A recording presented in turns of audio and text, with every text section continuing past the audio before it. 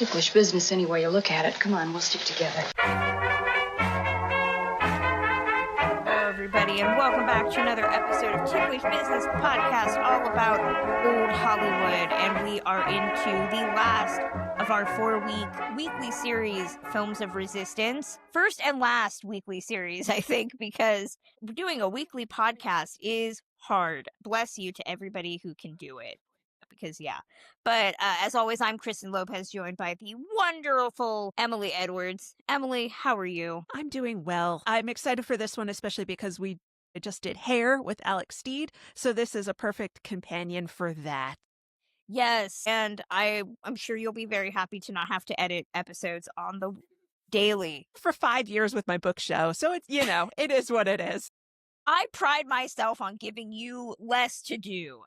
Yes. So, but we are closing things out. We are talking about 1978's Coming Home, and we are joined by the equally amazing person, my friend, Lawrence Carter-Long. Lawrence, how are you? Hi, Kristen. I'm doing very, very well and thrilled to be here with you talking about Coming Home today. Yeah, Lawrence is the person that activated me to disability activism in a lot of ways. He's working with Disabilities right now. You might have seen him on TCM talking about disability in film. He's all over. He's a jack of all trades. He shows me up as the hardest working, I think, disabled person currently right now that I know. So, Lawrence, Look you're out, James awesome. Brown.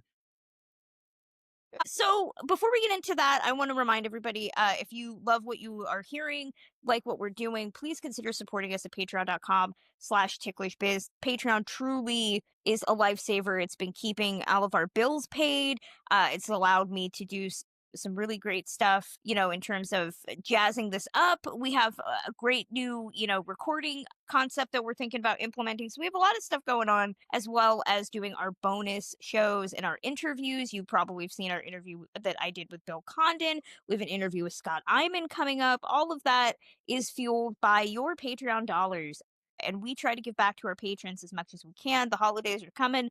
I have a bunch of swag bags that will be going out to people as the holiday season approaches. So please consider, I know times are tough, even if it's just $1, even if it's just a one-time donation, we would love your support, like our great friend Sean Goudreau, Chris McKay, Rachel Clark. I'm just naming these people off the top of my head because they've become such good friends at this point. Allie Moore, Gates, all of you, thank you so much for continuing to support us. So head over to patreon.com/ticklishbiz to learn more. I do also want to remind people I am starting back up the classic film Secret Santa gift exchange. If you have not participated in it, I've done it for the last, I think, 6 years, 7, 8. Time has no meaning, but it is essentially a Secret Santa gift exchange where the theme is old Hollywood. So it's been really cool to get to see people come up with classic film-related items to send to people. We've gone international. We've done a lot of different stuff.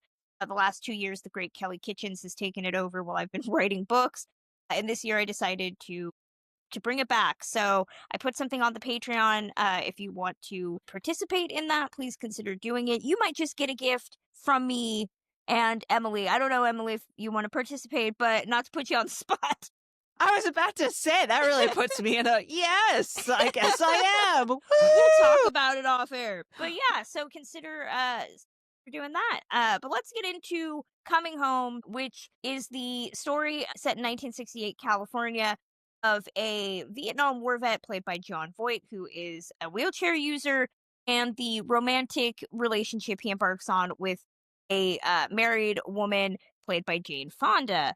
So I picked this movie because, spoiler alert, I have a book that is out at the time that this comes up.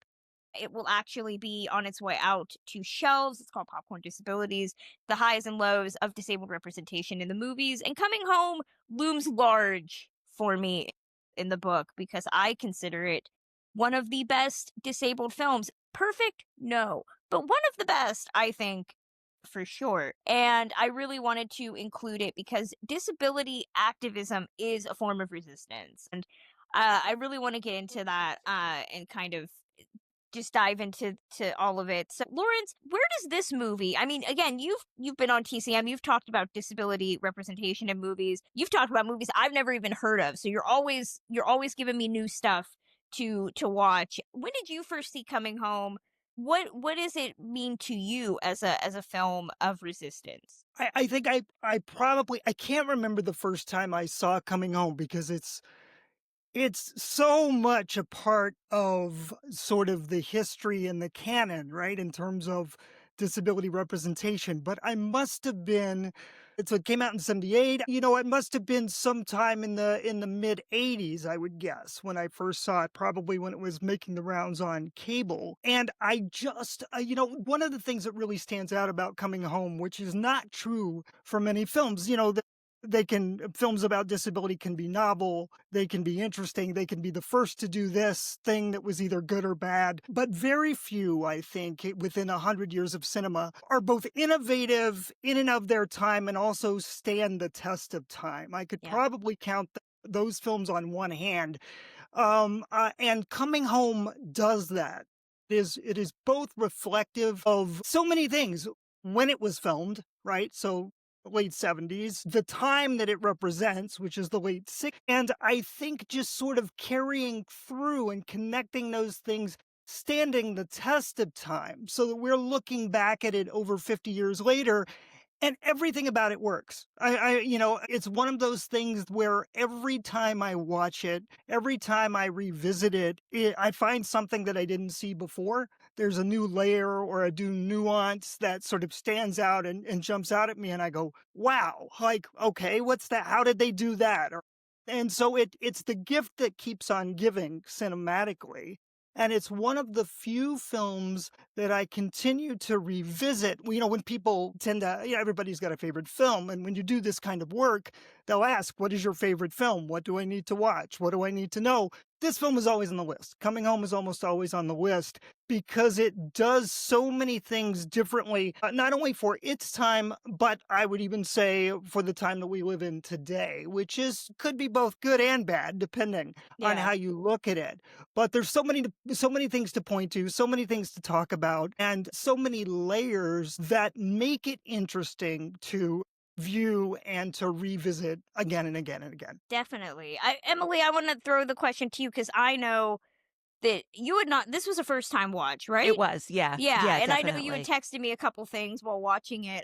What was your background with this, and how did the inaugural watch go? So the inaugural watch was very interesting because I mostly know Fonda and Voight from their modern Fonda and Voight. So, and all the baggage that comes with that we will, I'm sure, touch upon later on. I mostly know Jane Fonda from her family and these workout videos and Hanoi Jane. You know what I mean? And it's like, this woman contains multitudes, and it was interesting watching this after watching Hair and discussing it for last week's episode, because one of the critiques we had of Hair was that it's a movie and a musical, the stage show also does this, where it tries to do too much. It is a perfect skimming buffet of all the things, of all the politics of the 1960s.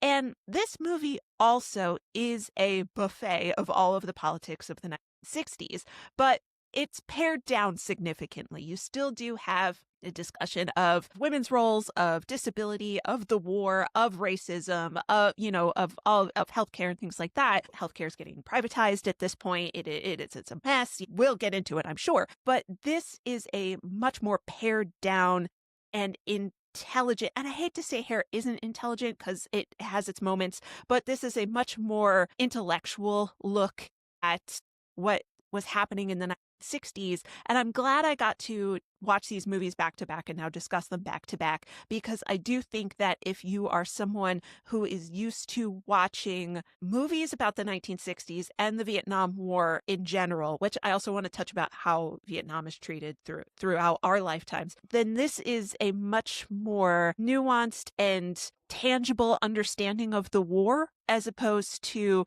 things that are trying to be like, war in general is bad. And this movie is very much of like, Vietnam was uniquely bad. And I appreciate how well this movie does that as well. I thought you were going to start singing the song for a second. I don't sing. No. No. Lawrence, you look like you have something to say. Yeah, you got me chewing here. It seems to me, because I'm a big fan of Hair, but Hair is much more agitprop. It's much more Yeah. in your face. It's much more, we've got a position and we're gonna really give it to you, right? And with Coming Home, it seems to me that not that the points of view are not as strong, but they're more layered, more nuanced. As you said, Emily, they're I think the characters in the film are sort of struggling with Vietnam in the same way that the country was struggling with Vietnam. There was a lot of ambiguity. This was not World War II. It was not clear that there were good guys, that there were bad guys, and you could delineate it in quite the same way. And the United States wasn't used to being in that position, right?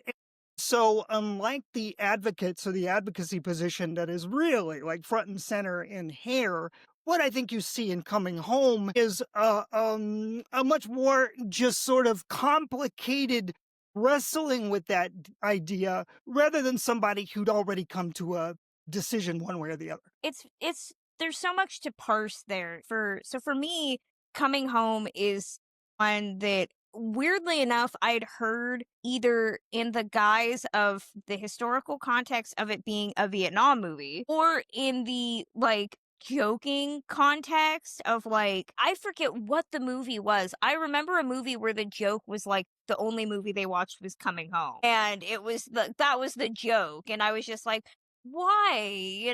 Like what's the deal? So it had always kind of just been this title that had kind of floated through my memory. And I think watching a couple of the documentaries, I know, Jenny Gold's Cinemability talks a lot about the movie too. So I forget at what point, I feel like this movie's just always been a part of me, but I know it was a relatively recent discovery in the grand scheme of like my life within like the last like 15-ish years. But I finally watched it and it is such an audacious movie for 1978, for starters, for post Vietnam.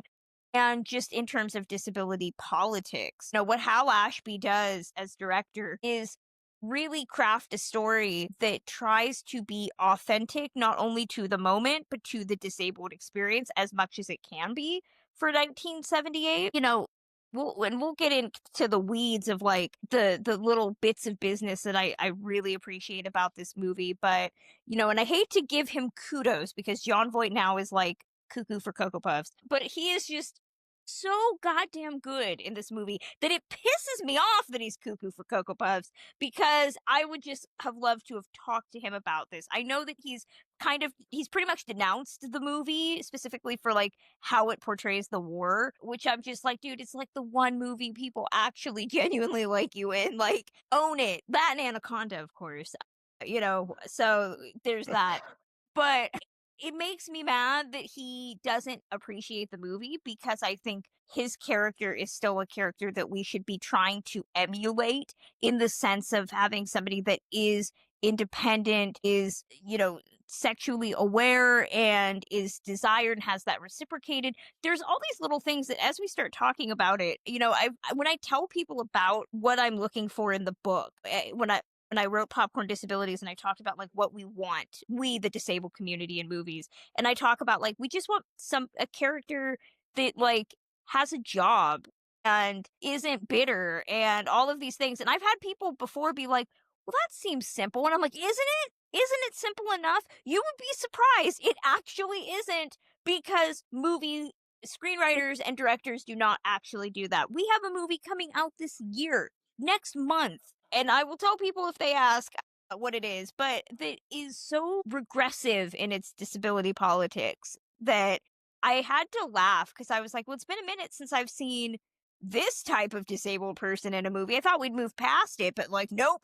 It's coming back. So we have so much work to do. And when you watch Coming Home, it almost feels revolutionary in the fact that it's like talking about money, like how, disabled people and the economics of being disabled.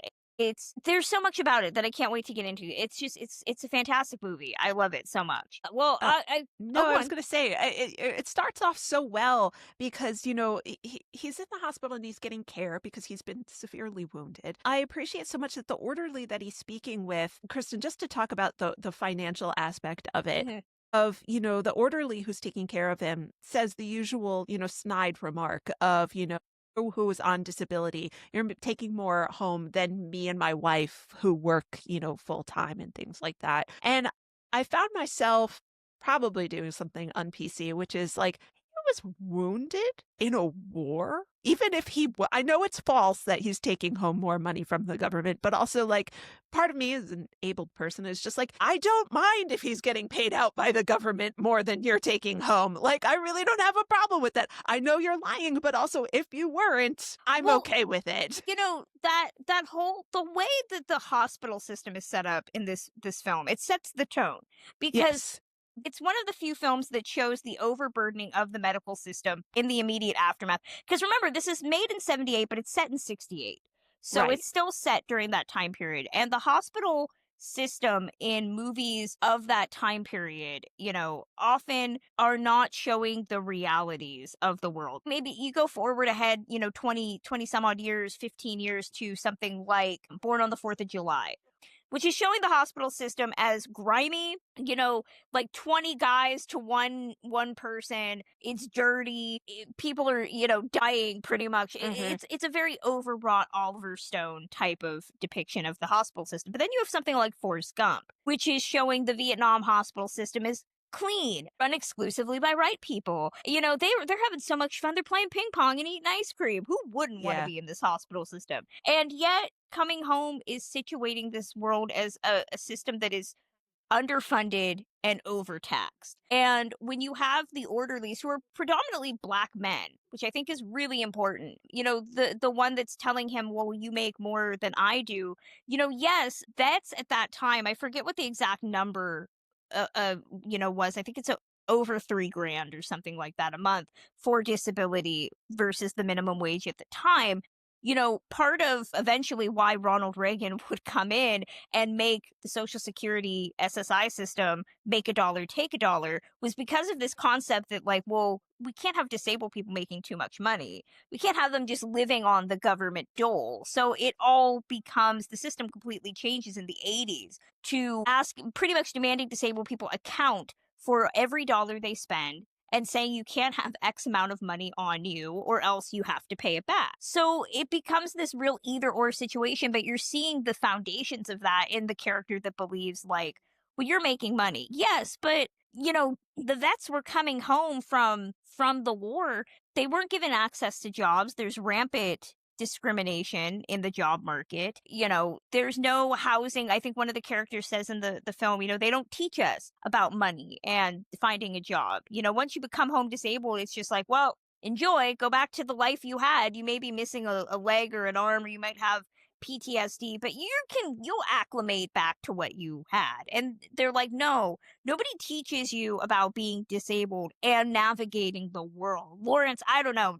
I didn't get a manual when I was born about, like, No, and I mean, we were born disabled, right? So it's a slightly Yeah. different ballgame. But 80% of those who are disabled become disabled later in life, and so you'd think there would be a manual. But if you placed within the context of Coming Home, you've got a situation where people have survived injuries that they would not have survived during Korea or during World War II.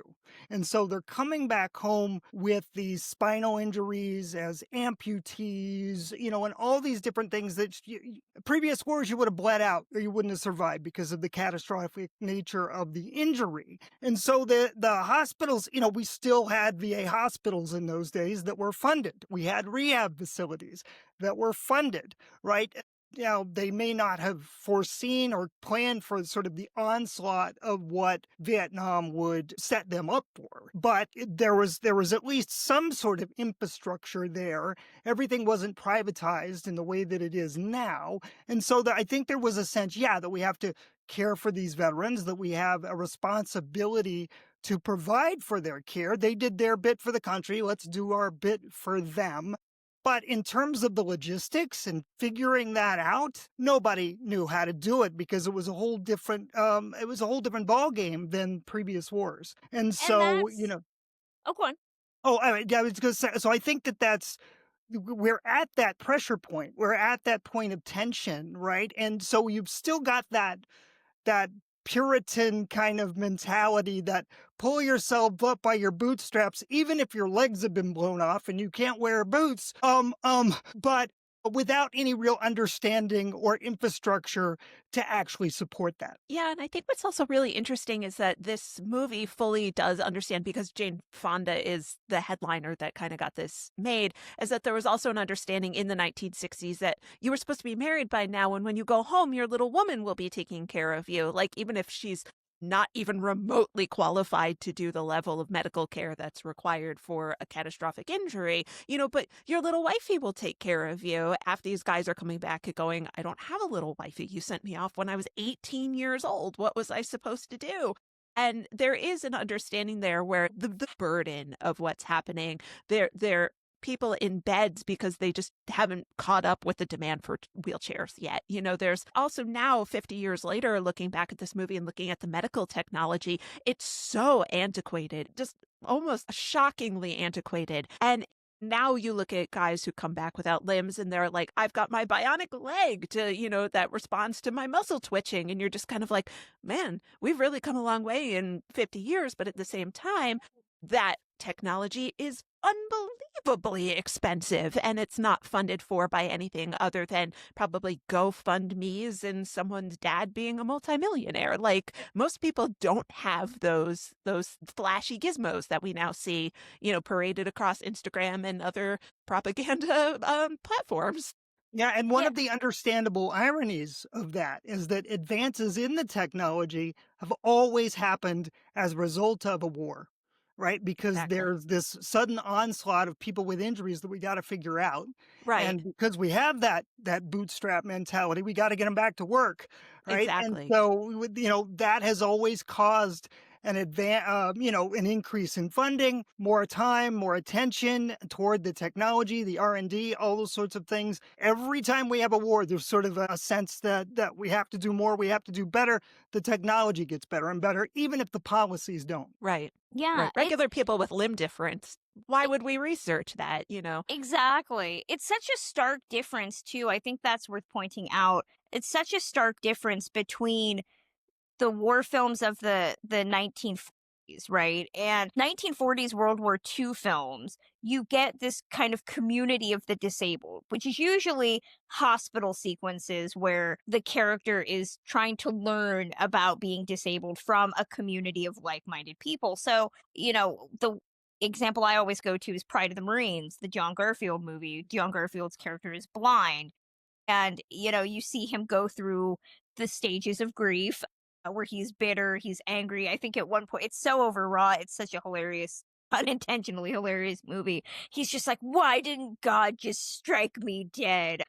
But he comes to learn through being in a hospital setting with people who are not necessarily blind, but are similarly also wounded. That does lead to a lot of hackneyed kind of conversations where like a doctor just randomly tells him like, I have a blind friend. It's nothing to worry about. He's got a wife and kids. And I'm like, I am not believing you have a blind friend. If you have to trot out, I have a blind friend. At What's one his point, name? What's his address? When's the last time you had dinner with him? Yeah, right. At one point, John Garfield's best friend is like, you don't think I know about your struggle? I'm Jewish. And I'm just like, okay, the oppression is not necessarily balanced, but so you often get kind of this idea that like we're all in the shit together, like we're all in the soup, and that's really not the case with disability. It really isn't. I always say the struggles for disability representation in life and in film is not the same as the history of African American, relations in this country. It's not the same as the LGBTQ community. We have analogous issues, though, in terms of being misrepresented, undersupported, all of these things. And most movies of the 1940s really don't deal with that. I think with Coming Home, the fact is that it's a pre-ADA world, which is very important, and the set design is so evocative, in like how many stairs Luke's Jon Voight's character Luke has to go through. Like, he's climbing stairs every scene. There's a scene in a police station where he has to, like, pop a wheelie down because there's stairs. So this is clearly setting up the world is not designed for him. Not that Ashby could have predicted, you know, where things were ultimately going to go by the passage of the ADA in the late 80s, early 90s, but it's setting up this idea of Luke as a character is a guy that is, yes, kind of a dick. You know, I think what does Sally Jane Fonda's character say? His yearbook thing was like he'd take a mirror to a desert island, most likely to take a mirror to a Most desert likely to, island. yeah. Yeah.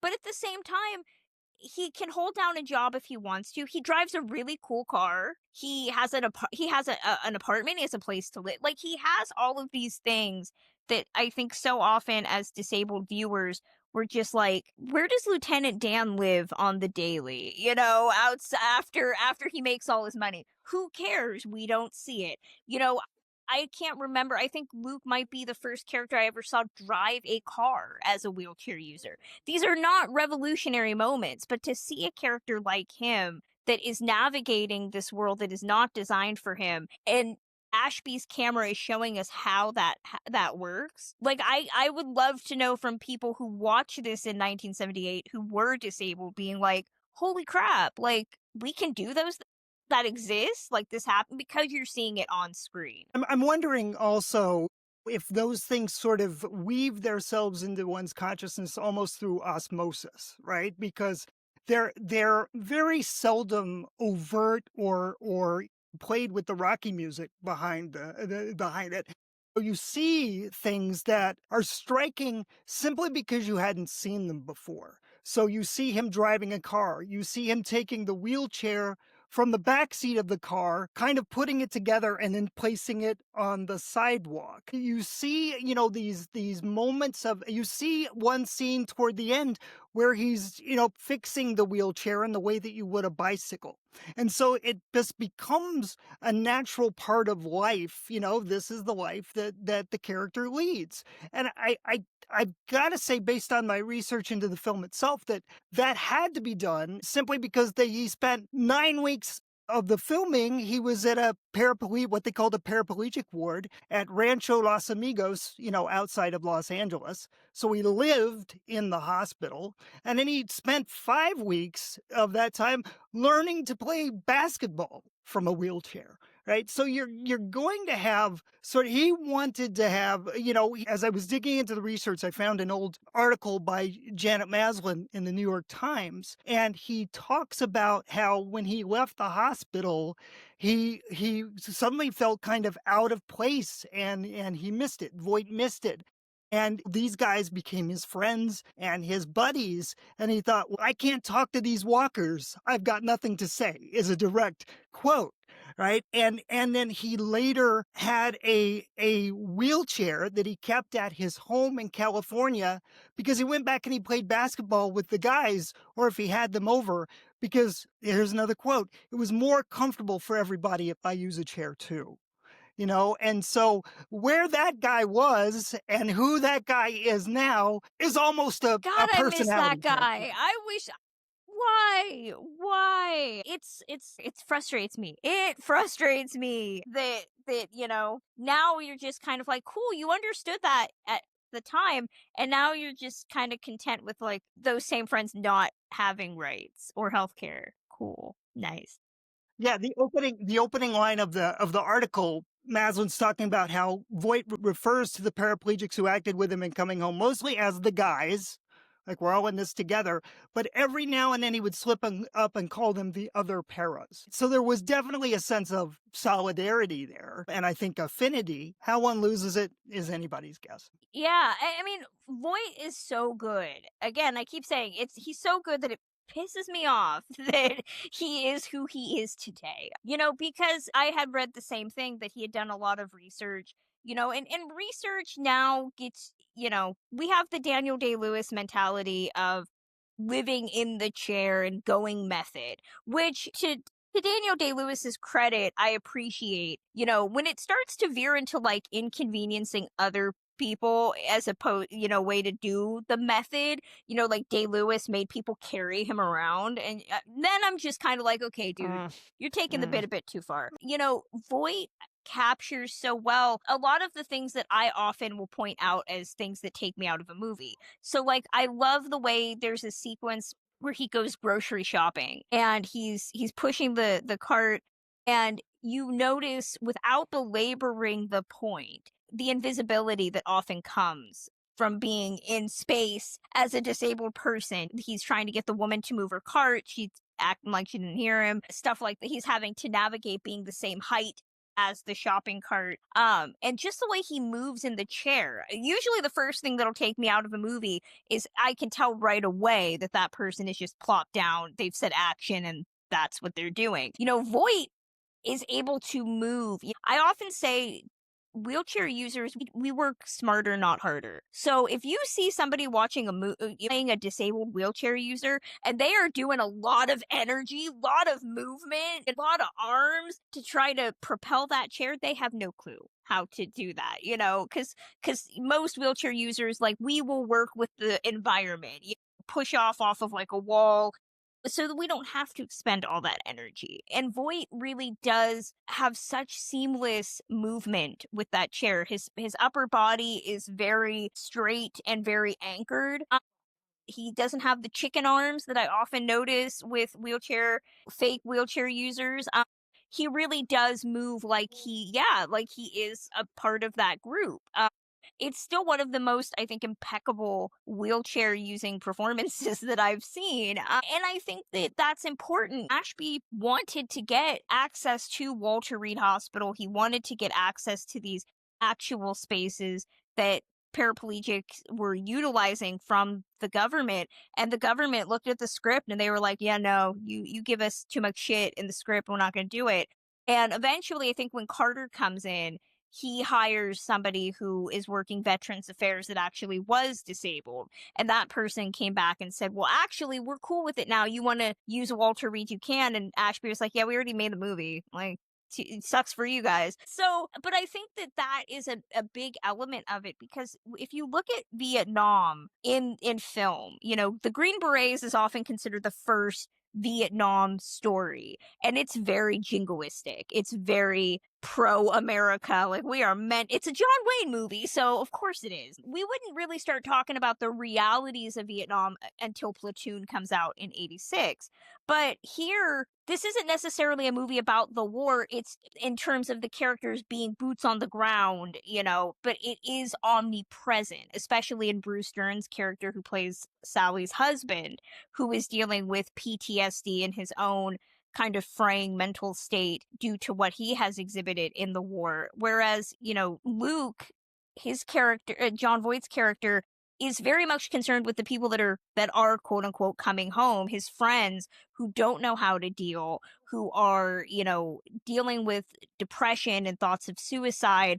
And what I love about the character is that Luke doesn't have those thoughts. So often, Lawrence, you and I both know, the history of disability on film is the history of dead disabled people who quickly fall into depression, who quickly believe that suicide is their only way out. And Luke isn't about that. He's angry and he's frustrated, but it's not about his disability. It's about the world around him. It's about the situations that he and other people have been placed in.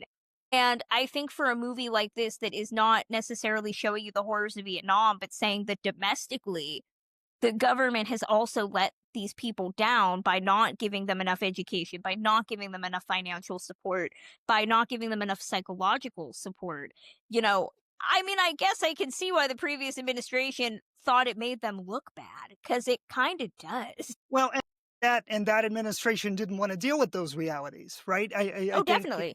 in the same way, similar way that the country wasn't ready to deal with those realities. And in thinking about Voight's character, right, Luke Martin, he spends I like the arc of the character because it shows an evolution and a transition. The first half hour of the film, he's motoring around in a gurney with a cane, trying to, just trugging along, trying to, as hard to kind of soldier through and push forth to get from point A to point B. But can we also talk about even that is fluid? He understands like using that like a gondola, or oh, it's great. It's great. I'm He's like, like it's that's like a steeple. He's yeah, he's gonna move forward that's that regardless. disabled ingenuity. We all know what to do. If you get us a pointy thing, we can make miracles out of that. And it shows that, and it strikes me, that first shot, which is again just about a half hour or so after the film starts, of him using a wheelchair, much more fluidity, much more speed, much more just in terms of like the range of how he's cooking. He's cooking around the rehab facility, and you see he's got a smile on his face, and it's right around the same time things are starting to pop with Jane Fonda's character, and the guy's more alive. He's not at the end of that evolution, but he's certainly taken a bit of a quantum leap into, okay, I'm going to live now. And you see that reflected in the way he moves. You see that reflected in the energy and the way that he talks, and even his facial expressions. So it really struck me, like I mentioned earlier, I see something new every time I watch this film. That's what struck me this time, is that you sort of see those phases or those stages reflected not in exposition, but they're showing you exactly what those changes are in his character and in his life as he sort of moves through those stages, which includes using a wheelchair and having it be a chariot of independence in a way that the gurney was not. I think compared to also how Bruce Dern's character is portrayed when he comes back, where he comes off the plane and she's just been told that he's been shot in the leg. And he's got a cane, and presumably, like, he's healed somewhat before he's come back from Vietnam. And his limp is extremely pronounced. He's working that cane for all he can get. And then the second he gets into his apartment, he puts down the cane and he never touches it again.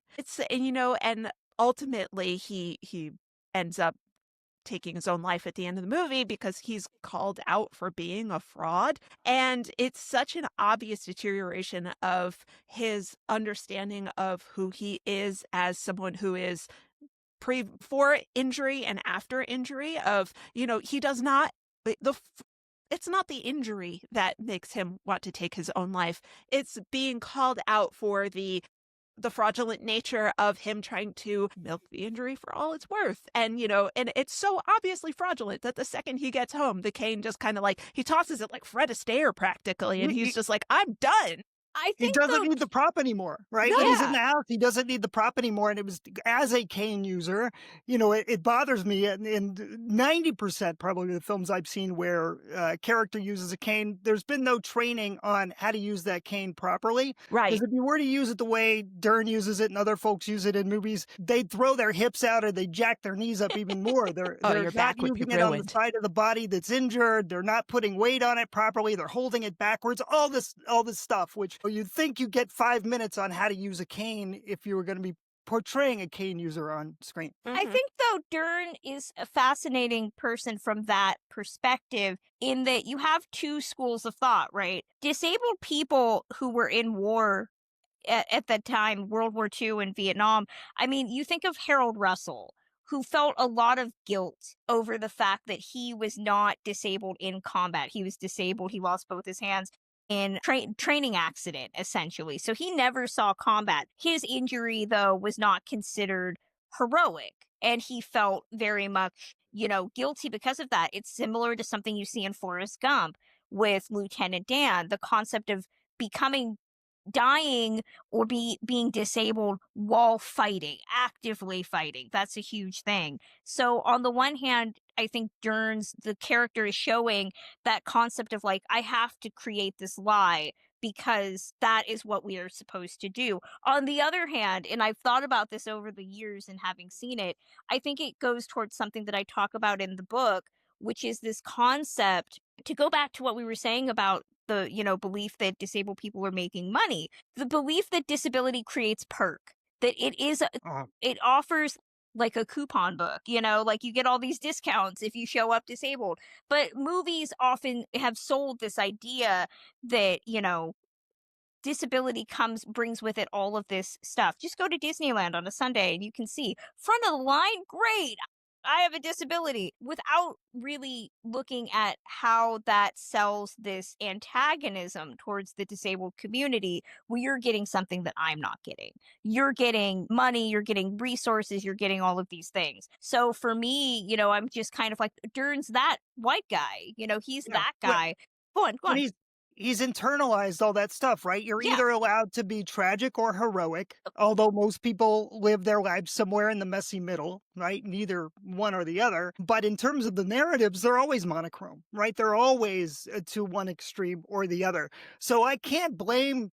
I'm not throwing shade at Dern's character because that's the only thing society's told him to be. So he's like, well, if I don't fit into this mold, what the heck am I? Right? Yeah. I think, yeah, but the realization that he was a fraud is what kind of, okay, he can't even play that role now. Yeah. I think too it also sets up the love triangle that is the central conceit of the story. Luke and Sally start this relationship, and she's concerned. And mind you, Sally as a character, this was Jane Fonda's project. She found it, she wanted to bring it to fruition, and it really is, you know, this story of a woman entering into second wave feminism and trying to find her own independence. But what I love about what Jane Fonda does with this movie, so Lawrence knows I talk about this a lot, the concept of the able-bodied buffer, which is this belief in film that disabled people are so magical and so mysterious that you need an able person in order to guide the abled audience through that story. And even though Sally on the surface is that character, this is not necessarily her movie. Luke is elevated, if not more so, in terms of how many scenes he's in terms of how many times he's in the frame, than Sally is. So I think this movie smartly kind of sets up this belief that, oh, well, there's an able person you're going to bond with, but then it's like, psych, you're going to deal with this disabled guy who's kind of an ass. It does a little Enjoy. bit of a bait and switch there. Yeah, I love it. I love it. I love it.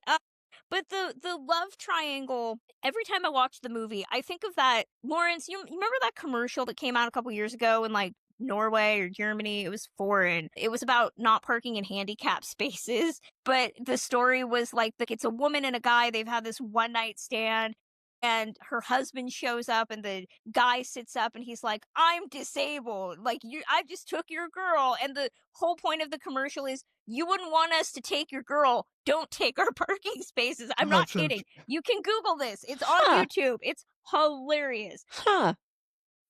But what I appreciate about Coming Home, using that as a guide, is that it's not like, even Bruce Dern's character doesn't find it, there's no demeaningness to like, oh, my wife is leaving me for a guy who's disabled. It's like, no, everybody understands that this is a relationship somewhat of equals, that these are two people that come together, that understand each other, that, Sally throughout the movie is not trying to make Luke better. She's not saying like, how can I help you?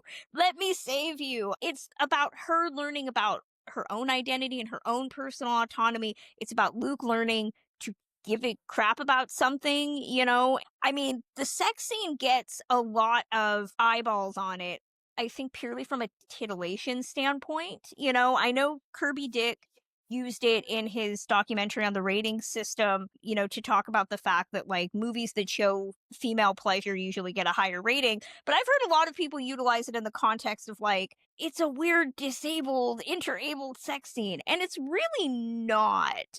I think the way Ashby films it, it's very emotionally intense. It's beautifully filmed. But I think too, when I see movies now that have interabled relationships and the characters don't have sex, or something like A Me Before You, where Sam Claflin's character is like, I'm paralyzed, I can never have sex again. I'm like, actually, you can, you just don't want to, because I'm assuming you're upset that you won't be able to enjoy it. God forbid the person you're actually having sex with enjoy something solo. But I think I appreciate the fact that it does showcase that like all those, it eviscerates all of those stereotypes about disabled sexuality. Yeah, I love it. Voight says in that article with Maslin that in a way the most sexually knowledgeable community you'll find are disabled folks, because they have to know what they can do and they can't do, and they have to be able to transmit that information to somebody else who might be freaked out by it, right? And so you've got to be self-aware.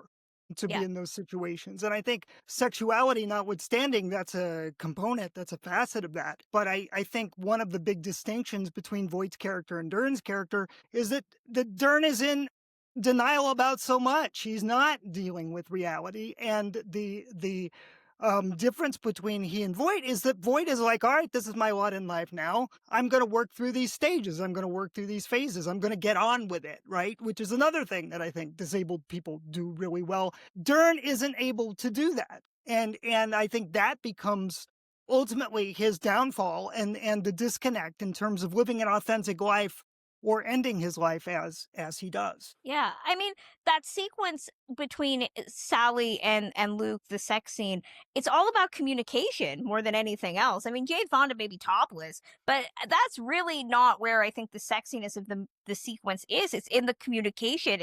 It's him telling her what he needs and her asking questions about, like, what are you getting out of this? How does this dynamic work? Those are, I think, the moments that make it incredibly intense and unique. Is like, I can tell, full disclosure, I can tell you one of the questions I get asked a lot, and I'm sure, Lawrence, you've gotten asked it Oh yeah, numerous at times. the dinner table, actually. Yeah, Yeah. exactly. How do you have sex? That is the question. I've been hearing that. That was actually when we were in 8th grade human sexuality. Anybody remember the little suggestion box where they you could put questions in and the teacher would Yeah. read them and explain it? One of the questions that somebody sent in, I'm about 80% certain I know who it was. One of the questions was specifically, how does Kristen have sex? That was the question in 8th grade. God, and your teacher read it out loud? Yeah, because I don't think she anticipated that being a A question. pre-read? Oh my Yeah. It's God. like, this is not show and tell, people, Yeah, you know? yeah. So, Oh my I mean, God. that is something that clearly fascinates the normies, as I call the abled, and I think Hal Ashby's sequence is just like, right. It's not an embarrassing question. It's the fact that you people clearly have this weird fascination and they don't know what to do with it because they've never seen it. I'm like, watch Coming Home and you understand it's not unique. Yeah, It's all I about think communication. there's a twofold question, right? The first question is, can they? And once that is established, then it's, well, how then? And if it's not the way that we're conditioned traditionally, to do that and requires maybe some kind of adaptation or improvisation, it's foreign to people. It's kind of lost on it. I'm like, well, Yeah. expand your imagination a little bit more.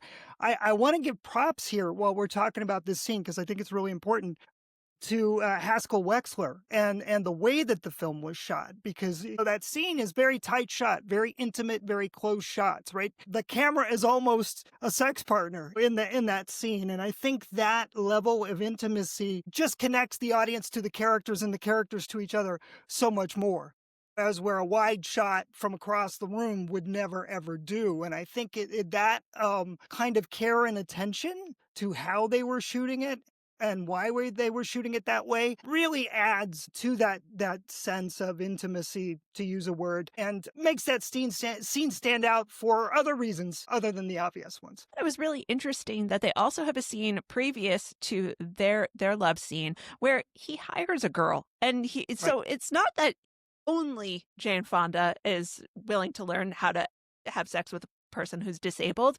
There are other girls who are like, yeah, no, I'm cool, let's go. Like, and it's also really important that they show that 2 other women are having sex with someone in a wheelchair. Like, it's pretty important to the film. It's so funny. I've told this story before, but when I interviewed Don Mancini about the Chucky films, and he has a female wheelchair user in that.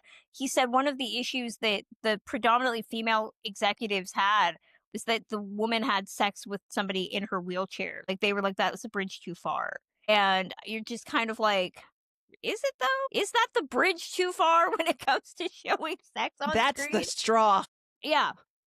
It's hilarious. And I think to kind of start going into the denouement of the movie, the fact that Luke doesn't die, I think, is also very revolutionary, because again, so often movies before this were either about suicide or resilience. So to go back to Pride of the Marines, the movie ends with, spoiler alert for people who haven't seen it, ends with John Garfield's character reuniting with his lady love who is going to take care of him, and his whole thing about like, I think I'll be able to see again.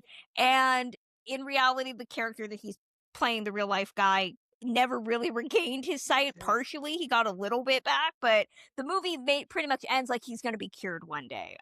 So if you can't cure it, you got to kill it. Which happens a lot in movies. And here, the fact that Luke's character does not want to kill himself. At the end, he realizes that he can be doing more good for a community that is woefully underappreciated and has a lack of resources. That's what he wants to be doing. He finds purpose not in a relationship, in himself. It's just that he has a relationship that is potentially going to work for him once Sally is done grieving, of course, for the death of her husband. So I really appreciated that. Again, I think the fact that this movie exists at all, let alone in 1978, and does what it does, is utterly groundbreaking. I want to talk a little bit about Voight's character and the evolution of that character, because the opening scene are the guys in a rehab hospital and they're playing pool. Voight's character is in the background just kind of watching, silent, not saying anything. By the end of the film, and what you see his character doing is going and speaking to an auditorium full of people. He's literally found his voice. He's moved from the background to the foreground with point of view, and he's saying something that's important, right? And he's sort of grown in that way as an individual and as a person. And in films about disability, you seldom see, even to this day, somebody kind of leaning into that and becoming themselves within the disability, not either rejecting it or heightening it or whatever. It just becomes part of the fabric and part of the evolution of the character, which is unique for 78 and sadly still unique today. To say something that struck me while I was watching it is the last shot of the movie is Jane Fonda is going grocery shopping and she's talking to her husband who's just standing at attention in their backyard. She's like, I'm going to go get some steak. She's like clamoring for some kind of normalcy with this husband who's clearly not in a good place, just completely gone. And one of the things that happens is the last 2 frames of the movie is she is, he's swimming out to sea and all that is implied there. And there's a shot where she goes into the grocery store and the sign on the door says lucky out. And I think that it's because she's going in the outdoor, but the sign literally says lucky out. And I think that it's a really sly wink from the movie going, this is not how it works in real life. This is a narrative choice that we're making that's giving this woman a lucky out for the situation that is happening, because we know this is an ending. Maybe she won't end up with Luke, but she's, but she, the white woman in this that we set up as the savior, as the able-bodied buffer, as Kristen calls her, of she's getting a lucky out here. Narratively, everything gets tied up for the audience that's watching this, and that's not how it works in regular life. Yeah, I have to give this, the movie was nominated for several Oscars, only won 3 for its acting, so Voight and Fonda both won Oscars, as well as the script, which was the work of Robert C. Jones with and Waldo Salt with some input from Nancy Dowd. And it's fascinating to me. This was nominated for Best Picture. It did not win. And the 1979 Best Picture nominees are just clearly people were going through it in the Academy, and I think that's reflected in the nominees, which included, of course, Warren Beatty's Heaven Can Wait, Michael Cimino's The Deer Hunter, Midnight Express, and Paul Mazursky's An Unmarried Woman. We're feeling some feelings. Emily, do you remember what won that year? I couldn't even take a guess, to be honest with you. I want to say Midnight Express, but I'm not sure. It's The Deer Hunter. It's The Deer Hunter. So another sort of Vietnam War movie. Another Vietnam movie, often cited as one of the most overrated films. I'm one of those that has not gone through the Cimino oeuvre because I don't have time for that. That's it feels like 20 hours of filmmaking. But I find it funny. Yeah, 2 Vietnam films, Midnight Express, I think Unmarried Woman is Jenna Rollins, or it's Joe Claber, excuse me. Joe Claber, kind of second wave feminist movie. You have Warren Beatty's little slice of fantasy remake of Here Comes Mr. Jordan. Wow. People give the what is it? The Dr. Dolittle year of Oscars, the guff for like being this bizarre hodgepodge of things. No, I think the 79 Oscars, like, ooh, the Academy voters that year were feeling some feelings. And yeah. Yeah, I love Coming Home. I think it's, again, it's one of the best. I think it's poignant that some of the two of the best movies I point to, if people ask me like what are the best things I should watch, I point to war films, which is like Coming Home and Best Years of Our Lives. And I think that's sad that, of course, Best Years is selling a bill of goods, about like World War II vets. This is a movie that is trying to get at the realities of being a Vietnam. So clearly there is a not a, I don't want to use the term a propagandistic element to it, but there is certainly a societal cultural, bias.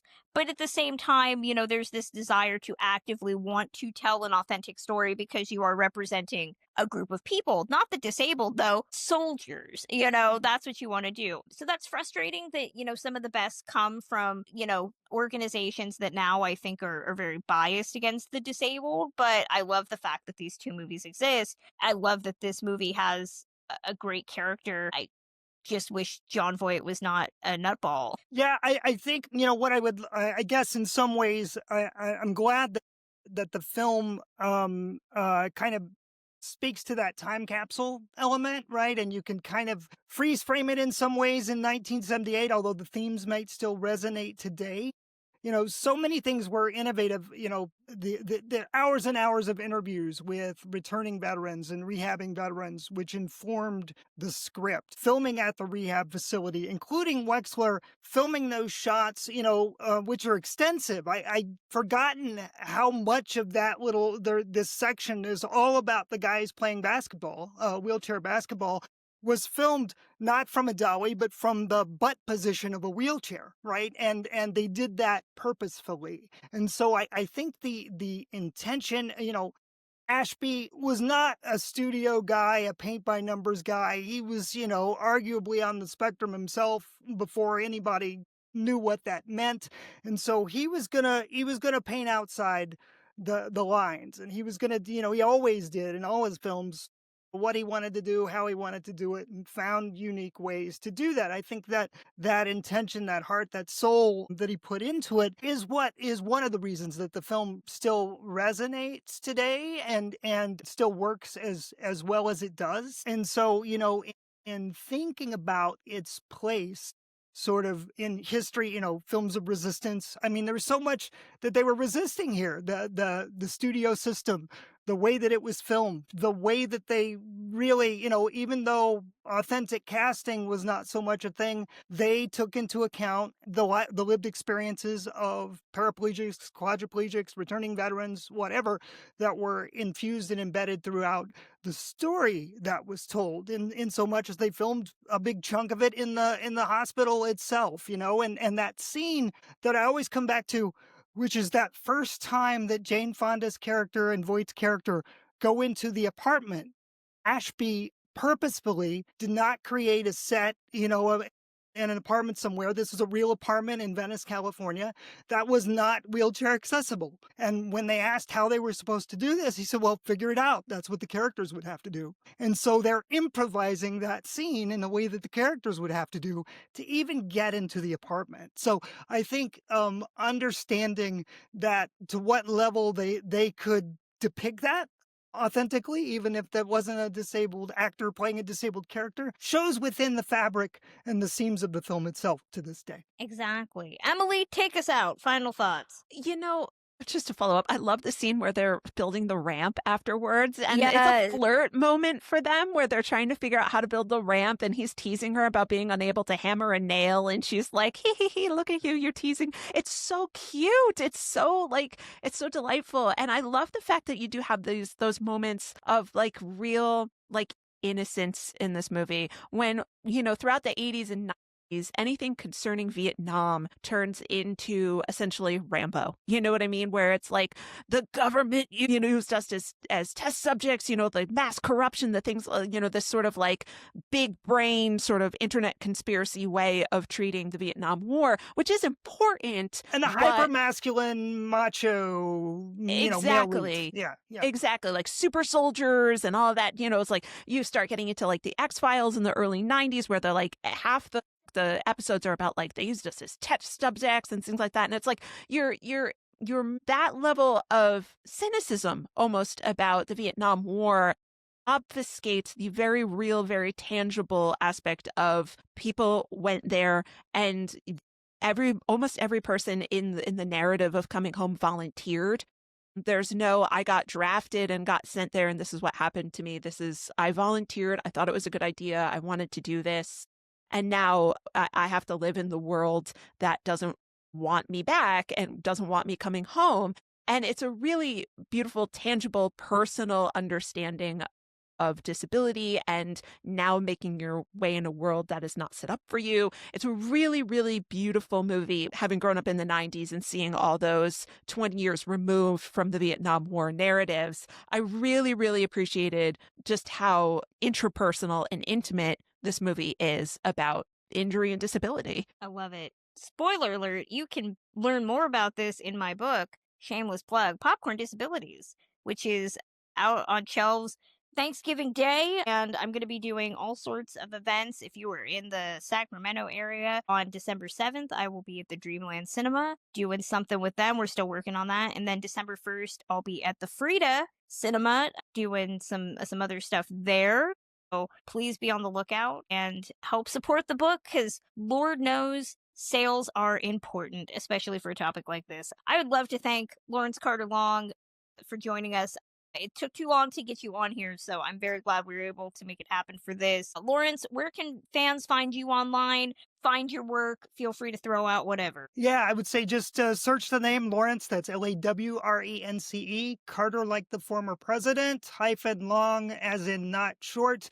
Or go to the website of the organization, which is Real Abilities. That's REEL abilities.org, where we're an annual film festival and a year-round nonprofit that does the work to put the past in perspective, showcase disabled talent today, and build a more inclusive, accessible future for disabled filmmakers. And we're talking actors, but also screenwriters, producers, directors, right? Those people that you don't see. I think all of those things are important. If you want to change the stories that we tell, you got to tell them better, and that means changing who gets to tell those stories. I love it. So that's going to close out this edition of Ticklish Business. As always, we love all of your support. If you want to get in touch with us directly, you can do that at ticklishbiz@gmail.com, or you can find us on all social media platforms. We are at TicklishBiz everywhere except X, if you're still on there. Where we are at ticklish_biz. You can always find me on all social media, Kristen K. Lopez, unless it's Instagram, where I am at Kristen Lopez 88. As I already mentioned, I have a bunch of book events coming up for Popcorn Disabilities. Please consider pre-ordering. Also, I have my site, The Film Maven, at thefilmmaven.com, where I do all my independent journalism. We're going to be giving away some fun stuff as the holidays gear up for that. So if you have not considered subscribing, please do. Helps me do some really cool content, including some fun stuff I have planned for 2026. Emily, where are you on the internet? I'm across Blue Sky and Instagram at Ms. Emily Edwards. That's MS Emily Edwards. I'm also at MsEmilyEdwards.com. I have a newsletter that comes out every week about movie mysteries called Silver Screen Sleuths. I'd love some feedback on it. Honestly, I feel like they just kind of go out into the ether. So even if I'm really screwing up, please come and read it and tell me how much you don't like it. I'd love to know. You can also find my books, my historical mystery novels, starting with Viviana Valentine Gets Her Man. Those are now 2 and 3 years old, believe it or not. So I'd love to celebrate more people reading them. That would be great. You can ask for them at your local library. Most libraries in America have them. That's where the bulk of my sales went. So thanks for everybody for requesting them at your library. And they're also available in audiobook if you're super into listening to things. And the audiobook narrator was dynamite. So give those a whirl if you are so inclined. The second one, Viviana Valentine, goes up the river, set during Thanksgiving. So if you want a timely listen or read, please give that a go. Yay! And again, our Patreon keeps the lights on, lets us do all sorts of fun things, including our new series, It's Like a Classic, and various interviews that we have set up. You can learn more over at patreon.com/ticklishbiz. And of course, you get these episodes 2 days early. We will be back in 2 weeks. We're going to be taking a brief detour before we get into Christmas. Jeez, how did we get here? We're going to be, finally, you've begged for it. You've pleaded for it. You have done none of that. But I've been promising that we've been doing an episode on this for, I think, like 3 years. So we thank you for your patience. We are finally, I promise, it is definitely happening in 2 weeks, 1976's Gable and Lombard. So that will be next time. Till then.